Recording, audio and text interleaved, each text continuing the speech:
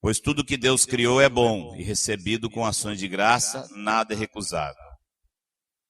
O Espírito afirma expressamente que nos últimos tempos alguns apostatarão da fé. 2 Timóteo, capítulo 3. Sabe, porém, isto: nos últimos dias sobrevirão tempos difíceis. Pois os homens serão egoístas, avarentos, jactanciosos, arrogantes, blasfemadores, desobedientes aos pais, ingratos, irreverentes, desafeiçoados, implacáveis, caluniadores, sem domínio de si, cruéis, inimigos do bem, traidores, atrevidos, enfatuados, antes amigos dos prazeres que amigos de Deus, tendo forma de piedade, negando-lhe entretanto o poder. Foge também destes. Se você ler essa listinha que Paulo fala de como serão os homens no fim dos tempos, nos últimos dias, talvez você fique com uma dúvida, porque em Romanos capítulo 1, Paulo faz uma listinha da pecaminosidade do homem. Lembram de Romanos 1? E ali ele fala de todo homem em todo o tempo. Agora ele fala uma lista parecida com aquela e diz, nos últimos dias. Nós, lendo Romanos 1, poderíamos perguntar para Paulo: Paulo, os homens não foram historicamente sempre assim? Esse é um tema sobre o qual nós não vamos poder falar hoje, mas eu sinto que devemos falar outra vez com os amados, em algum momento, no próximo ano. Nunca na Terra, na história da Terra, estas coisas foram tão propagadas, defendidas, aceitas como normal, como nesses tempos de globalização, onde, através da internet, esse pensamento dos homens é propagandeado como nunca na história humana. É propagandeado, é vendido, é vendido. Isso não se tornou... O homem não se tornou mais pecador no fim dos tempos. O homem se tornou mais livremente pecador. Livremente pecador. O homem está cumprindo hoje, mais do que nunca, aquela expressão que nós vemos no Salmo 2, quando Deus diz que os gentios se rebelam contra ele, contra o filho dele, e dizem, rompamos de sobre nós os seus laços. O governo de Deus, o governo moral de Deus, é visto como uma cadeia, como um laço que prende, que escraviza. E a raça humana está gritando como nunca antes. Rompamos, terminemos. Terminemos, eles chamam de hipocrisia. Terminemos com essa hipocrisia judaico-cristã. E isso se alastra todos os dias da internet, como nunca na história humana. Quero falar um pouquinho com vocês de um tema que eu não lembro quanto falei com vocês. Se já falei, não há problema, vamos repetir. O ídolo do século 21 não é o celular. O ídolo do século 21 é a tecnologia e a capacidade de informação instantânea e comunicação instantânea. Esse ídolo tem um potencial de fazer um estrago imenso. Roberto Santos, que foi reconhecido ontem, muitos de vocês estavam lá. Roberto Santos me contou há pouco tempo atrás, um dia chegaram 4 jovens aqui em casa. Os 4 são da nata, são da turma top aí na igreja, são os Caxias. Sentaram os 4 aqui e ficaram um tempão, sem conversar. Cada um com seu smartphone. Alienados dos demais e mergulhados no smartphone. O que você pensa disso? A comunicação moderna pode ser uma bênção, muitas vezes mas poucos estão entendendo e sabendo usá-la como uma bênção. Poucos. Esses 4, por exemplo, estão subjugados debaixo da pata da tecnologia. Estão lá com a cabeça lá e a pata em cima. A pata é a tecnologia. E eles estão lá. Alienados da comunhão dos santos.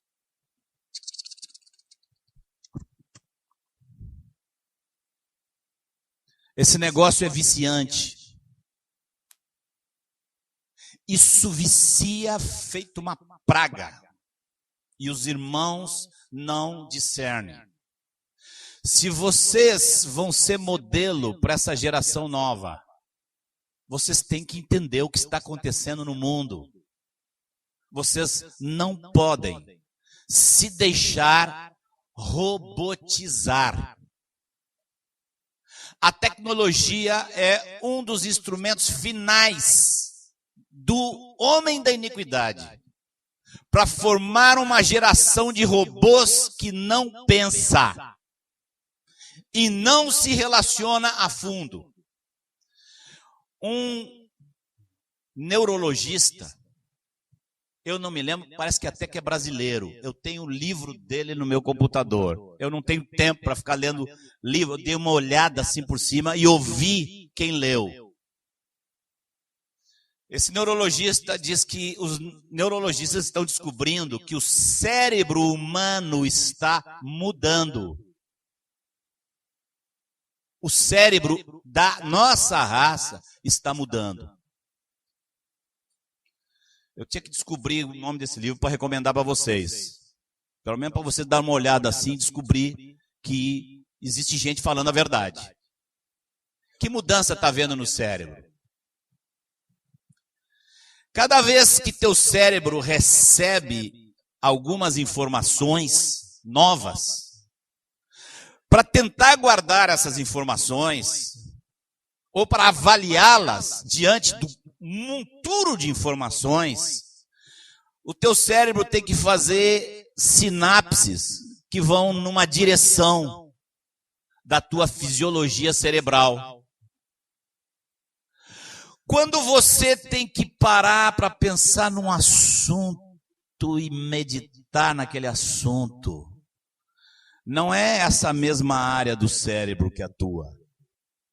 É outra área que atua, formando sinapses. Sinapse é a ligação. Tem médico aqui. Você me ajuda, fofa. Estão querendo que eu explique. Eu entendo que é a ligação que é feita entre neurônios. Quando o cérebro está em funcionamento, os neurônios se ligam. Vão formando ligações entre eles. Isso são sinapses. Obrigado, Vanjo. É isso aí. E esse neurologista diz que, mapeando o cérebro, começa a descobrir áreas que estão ficando atrofiadas. E outras áreas que estão assim, essa raça está ficando cerebralmente aleijada. O que é um aleijado? Um sujeito que tem uma perna enorme e outra curtinha, ele está aleijado. O cérebro humano está ficando aleijado. Esse homem se dedicou a escrever um livro inteiro para explicar isso. E ele conta o testemunho dele. E ele descobre que ele tinha perdido o gosto pela leitura. Pela leitura. Ele descobre que ele teve que se autodisciplinar, diminuir drasticamente as horas de internet para voltar a pegar livros e ler. Um livro te faz raciocinar numa história. Você lê hoje algo que está escrito em função do que você leu ontem, você vai lembrar o que você leu ontem, e você tem que raciocinar sobre isso. E ele descobre que ele tinha perdido o gosto pela leitura e a capacidade de ler. Por quê? Porque embora necessitemos e vamos usar a internet para pesquisa, a raça não está usando a internet para pesquisa. Foi medido, se deram ao trabalho, deve ter sido americanos. Quem me contou isso foi Manuel, lá dos Estados Unidos. Foram medir como é que está o comportamento humano diante de um computador. A média do tempo que uma pessoa, aqui está pegando a média das pessoas, nem todos são assim. A média das pessoas e a média do tempo dessas pessoas para dar um novo clique atrás de uma nova informação. Quanto tempo as pessoas ficam diante do computador sem dar um novo clique? Vocês sabem qual é a média descoberta? Menos de 100 segundos. Estava há 5 anos atrás em 98 segundos. 98 segundos. Ou seja, clique, clique, clique. Uma raça que está sendo bestializada. Eu vou dizer para vocês de que forma isso afeta o discípulo. Você não tem como prosseguir no caminho do Senhor. Você não tem como seguir no caminho do Senhor sem meditação. Está sendo formada uma raça cerebralmente incapaz de parar para contemplar. Porque na contemplação não tem clique. Clique, clique. Novidade. A contemplação exige uma concentração. Exige uma dedicação onde se envolve coração, mente, tudo.